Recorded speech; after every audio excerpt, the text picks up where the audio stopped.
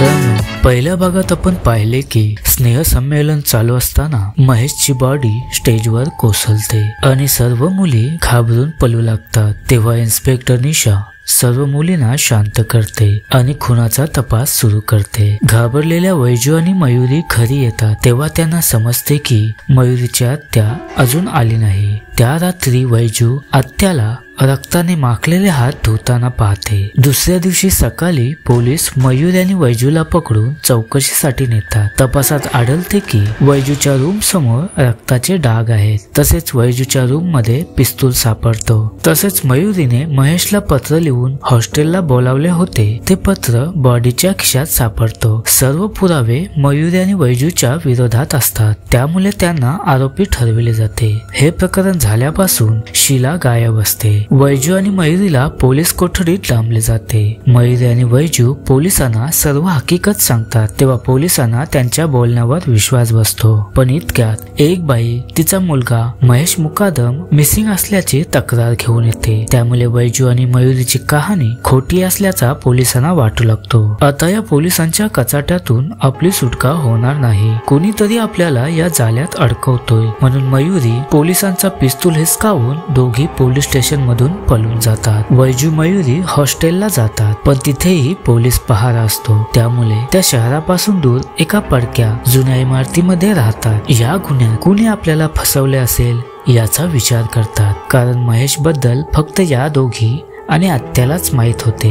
मयुरीला शीलाचा संशय येतो, पण वैजूला मात्र आत्याचा संशय येतो। दोघींना आता बरेच दिवस पोलिसांपासून लपून दिवस काढावे लागणार होते, शिवाय त्यांच्याकडचे पैसेही संपले होते। म्हणून मयुरी आत्याला फोन करून पंचशील गार्डन मध्ये पैसे घेऊन बोलावते, पण पोलीस आत्यावर नजर ठेवून असतात, त्यामुळे ते सुद्धा गार्डन मध्ये पोहोचतात। पोलीस त्यांना पकडणार तितक्यात एक बाई आडवी येते आणि त्या दोघी पळून जातात। ही तीच बाई असते जी पोलीस स्टेशनला महेश मुकादमची आई बनून आली होती। यामागे काय रहस्य आहे ते आपल्याला शेवटी समजेल। पुढे वैजू मयुरी कॉलेजमधील आपल्या मैत्रिणीला गाठून हॉटेल ब्लू डायमंड मधून महेश मुकादमची बुकिंग कोणी केली होती ती माहिती काढून आणायला सांगतात आणि गुपचूपपणे सर्व मैत्रिणींना कॉलेजच्या टेरेसवर भेटतात। ती मैत्रीण हॉटेल ब्लू डायमंड मधून सर्व माहिती काढून आणते, तेव्हा समजतं की महेश मुकादमची बुकिंग मयुरीच्या आत्यानेच केली होती। यामागे आत्याचा हात असेल यावर मयुरीचा विश्वासच बसत नाही। याची शहानिशा करण्यासाठी मयुरी वैजू आत्याला भेटतात, तेव्हा आत्या त्यांना सर्व हकीकत सांगते की तुम्ही महेश मुकादम बद्दल जी थाप मारली होती ती मला समजली होती, पण मी सुद्धा मुद्दाम तो खेळ पुढे चालू ठेवला। माझा एक मित्र आहे विक्रांतला मी महेश मुकादम बनवून मयुरीच्या आयुष्यात आणण्याचा प्रयत्न केला, म्हणून मी नाटक करून त्याला हॉटेल ब्लू डायमंड मध्ये मयुरीची भेट घडून आणण्यासाठी प्लॅन केला होता। पण पुढे तो हॉस्टेलवर कसा गेला आणि त्याचा खून कसा झाला याबद्दल काहीही माहिती नाही। त्यानंतर वैजू मयुरी विक्रांतचा पत्ता घेऊन त्याची संपूर्ण माहिती काढण्यासाठी विक्रांतच्या फ्लॅटवर जातात। तेव्हा शेजाऱ्यांकडून माहिती मिळते की विक्रांतला मुलींचा छंद होता। मुलींना प्रेमाच्या जाळ्यात अडकवून त्यांना रूमवर आणणे हा त्याचा स्वभाव होता। त्यातलीच एक मुलगी त्याच्यावर खूप प्रेम करायची, पण तिला धोका दिल्यामुळे ती आता मेंटल हॉस्पिटल मध्ये असते। विक्रांतच्या रूम मध्ये त्या मुलीचा फोटो सापडतो, त्यावरून शोध घेत वैजू मयुरी मेंटल हॉस्पिटल मध्ये पोहोचतात। त्या मुलीची अवस्था पाहून तिने खून करणे शक्य नाही हे त्यांना पटतं। इतक्या दोघींना इन्स्पेक्टर निशा त्या हॉस्पिटल मध्ये येताना दिसतात आणि त्या दोघी पळून जातात। वैजू आणि मयुरीला वाचवणारी ती बाई सुद्धा त्यांच्यावर वॉच ठेवून असते। शीलाच्या रूममेटची पोलीस स्टेशन मध्ये सखोल चौकशी सुरू असते। या प्रकरणापासून शीला गायब आहे, ती कुठे गेली यामागे तिचा हात आहे का, पण पोलिसांना तिच्याकडून काही माहिती मिळत नाही। शीलाच्या रूममेटला सोडून दिले जाते व पोलीस तिचा पाठलाग करू लागतात। वैजू आणि मयुरीला सुद्धा शीलाची रूममेट दिसते आणि त्या तिचा पाठलाग करतात। शीलाची रूममेट पीसीओ वरून कुणाला तरी कॉल करते।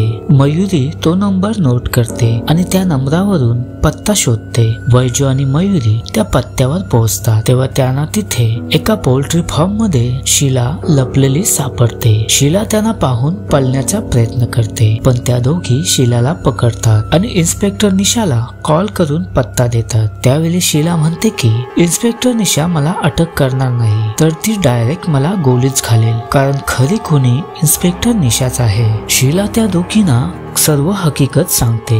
गॅदरिंगच्या दिवशी शीलाला बरं वाटत नव्हतं, म्हणून ती हॉस्टेलच्या रूमवर आली होती। अचानक कुणीतरी बाहेरून पळण्याचा आवाज आला। बाहेर आल्यावर तिने पाहिले की निशा मॅडम एका पुरुषाचा पाठलाग करत आहेत। नंतर निशा मॅडम त्या पुरुषाला गोली घालते। हे बघून शीला किंचाळते आणि निशा मॅडम शीलाच्या मागे पिस्तूल घेऊन धावते। शीला कशी बशी निशाच्या तावडीतून सुटून स्वतःचा जीव वाचवते। शीलाकडून ही खरी हकीकत ऐकून दोघेही खूप घाबरतात, कारण त्यांनी निशा मॅडमला या जागेचा पत्ता दिलेला होता। त्याच वेळी निशा मॅडम त्या ठिकाणी पोहोचते। मयुरी आणि वैजू शीलाला निशा मॅडमच्या तावडीतून वाचवण्याचा पूर्ण प्रयत्न करतात। निशा त्यांचा पाठलाग करते आणि त्यांना पकडून शीलावर गोली चालवण्याचा प्रयत्न करते। इतक्यात ती बाई जी वारंवार मयुरी आणि वैजूला वाचवायची, ती त्या ठिकाणी मनोरुग्ण झालेल्या मुलीला घेऊन येते। ती मुलगी दुसरी तिसरी कोणी नसून निशा वेलणकरची बहीण असते। तिला पाहून निशा सरेंडर करते